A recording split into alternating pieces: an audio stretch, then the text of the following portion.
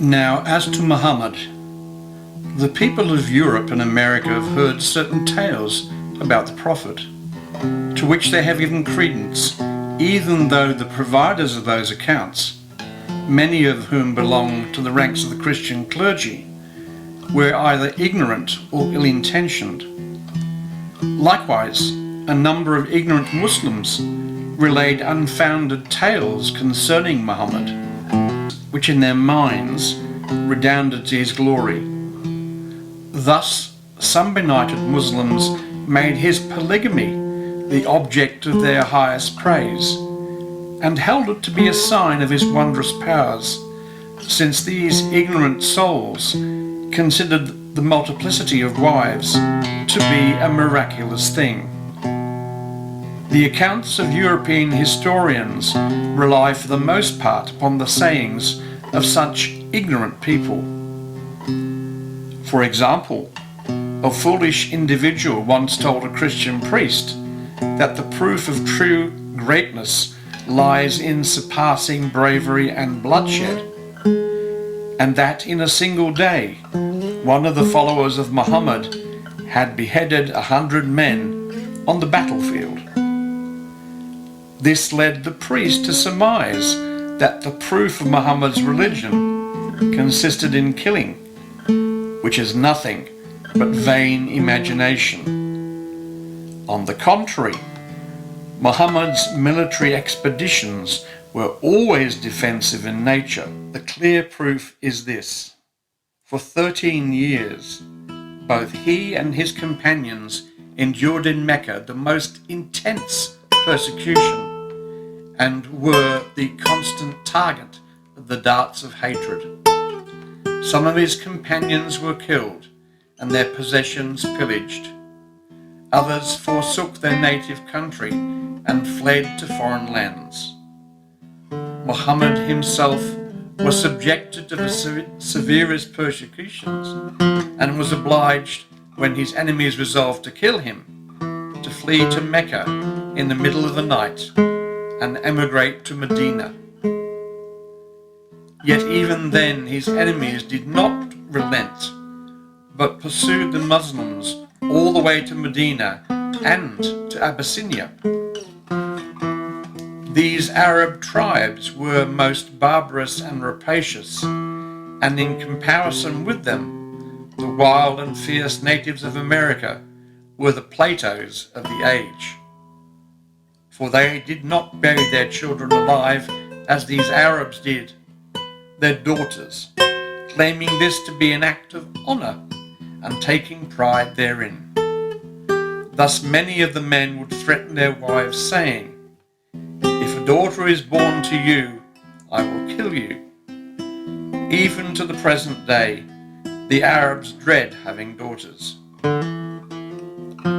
Moreover, one man could take 1,000 wives, and most husbands had more than 10 wives in their household. When these tribes waged war against each other, the victors would take captive the women and the children of the vanquished, regard them as slaves, and engage in buying and selling them. If a man died and left behind 10 wives, the sons of these women would rush at each other's mothers, and as soon as one of them had thrown his mantle over the head of the one of his stepmothers and claimed her as his lawful property, that unfortunate woman would become the captive and slave of her stepson, and the latter could do with her as he pleased. He could kill her, or shut her up in a pit, or beat, curse, and torment her day after day, until at last she perished. In all this, he was in accordance with the laws and customs of the Arabs, free to do as he pleased. The rancor and jealousy, the hatred and enmity that must have existed between the wives of a man and their respective children are perfectly clear and require no elaboration. Consider then what the life and condition of those wrong women must have been. Moreover, these Arab tribes subsisted upon mutual pillage and robbery, so that they were perpetually engaged in strife and warfare, killing one another, plundering each other's property, and seizing the women and children and selling them to strangers. How often would the sons and daughters of a prince spend the day in luxury and ease, and find themselves at nightfall reduced to utter abasement, wretchedness, and bondage. Yesterday they were princes, today they are captives. Yesterday they were honoured ladies, today they are slaves. It was among such tribes that Muhammad was sent forth. For 13 years he suffered at their hands every conceivable tribulation, till at last he fled the city and emigrated to Medina. And yet, far from desisting, these people joined forces, raised an army, and attacked with the aim of exterminating every man, woman, and child among his followers. It was under such circumstances and against such people that Muhammad was forced to take up arms. This is the plain truth.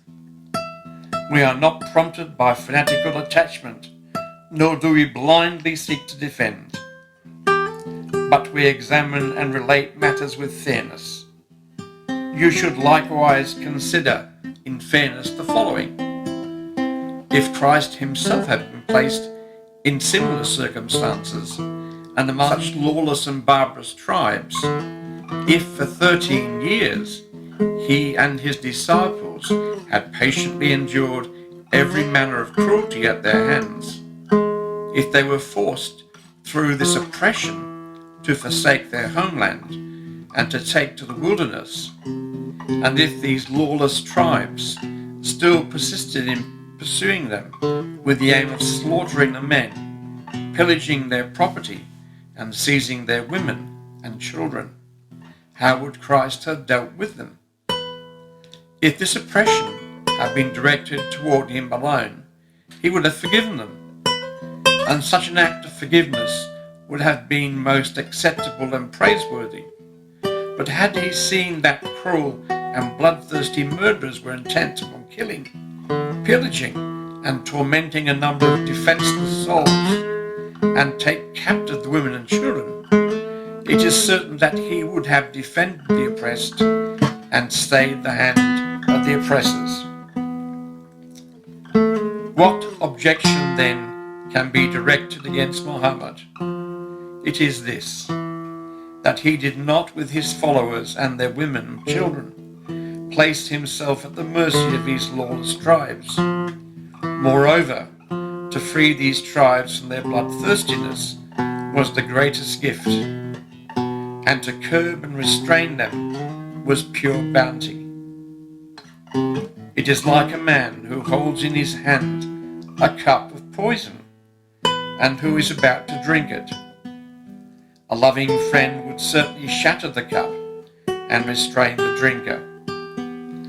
If Christ had been placed in similar circumstances, he would have undoubtedly delivered through an all-conquering power those men, women and children, and they were under his care and protection. Muhammad said, "Should anyone infringe upon their rights, I myself will be his enemy and will charge him before God."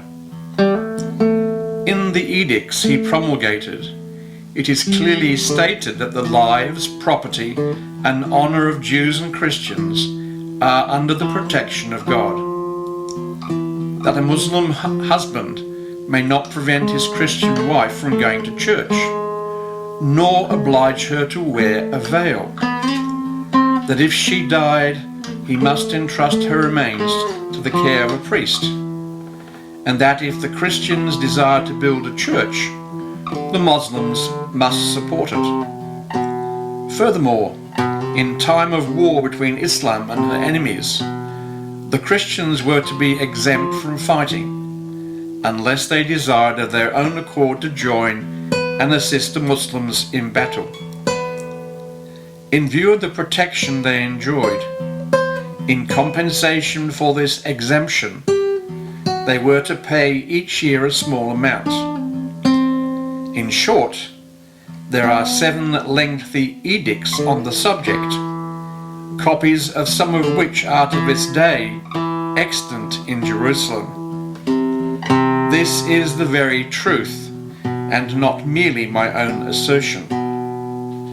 The edict of the second caliph is still in the custody of the Orthodox Patriarch of Jerusalem, and the matter is beyond doubt. Nevertheless, after a time, rancor and envy arose between Muslims and Christians, as transgressions were committed by both sides. Beyond this truth, whatever Muslims, Christians, or others may say is pure fabrication and proceeds from fanaticism, ignorance, or intense hostility. For example, the Muslims claim that the moon was cleft asunder by Muhammad and fell upon the mountain of Mecca.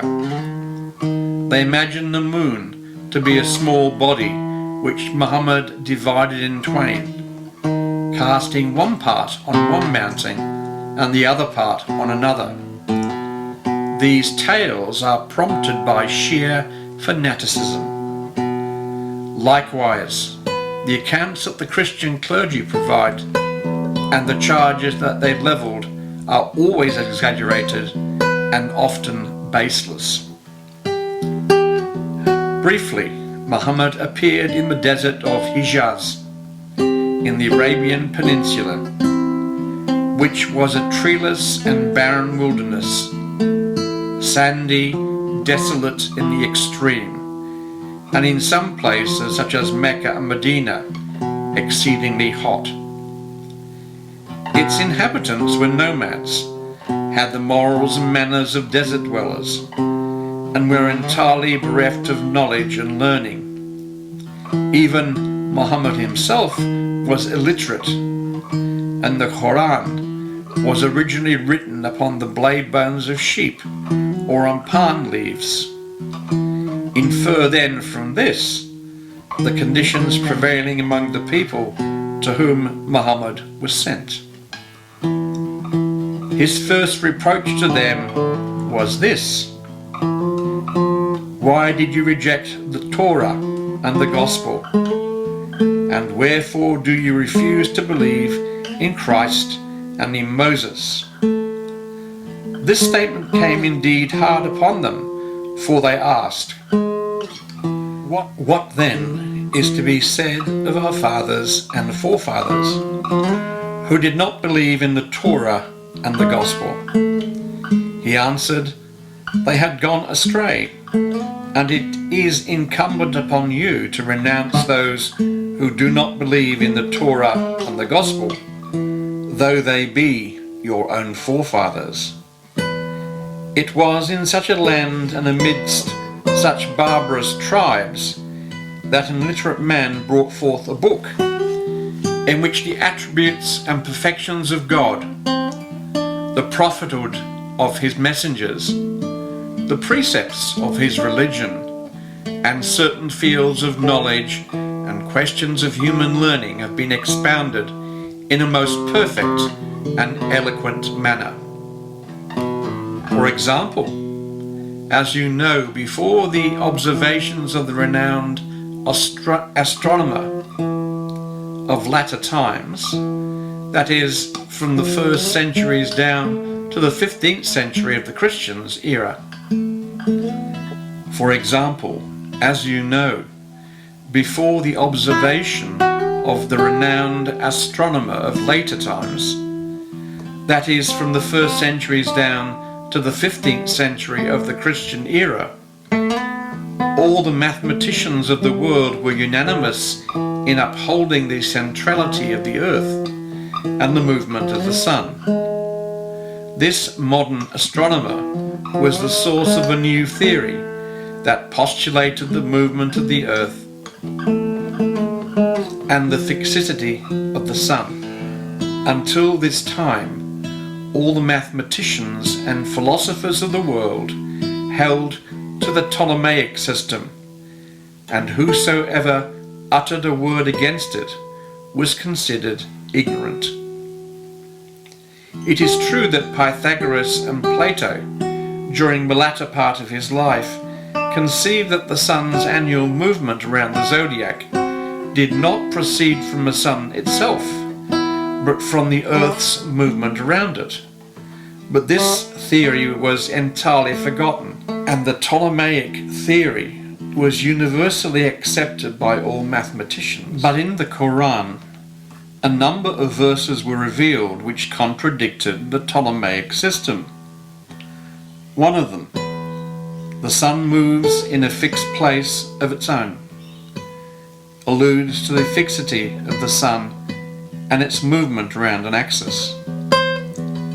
Likewise in another verse, and each swims in its own heaven. The movement of the sun, the moon, the earth, and the other celestial bodies is specified. When the Quran was spread abroad, all the mathematicians scoffed and attributed this view to ignorance. Even the Muslim divines, finding the verses contrary to the Ptolemaic system, were obliged to interpret them figuratively, for the latter was accepted as incontrovertible fact, and yet was explicitly contradicted by the Quran.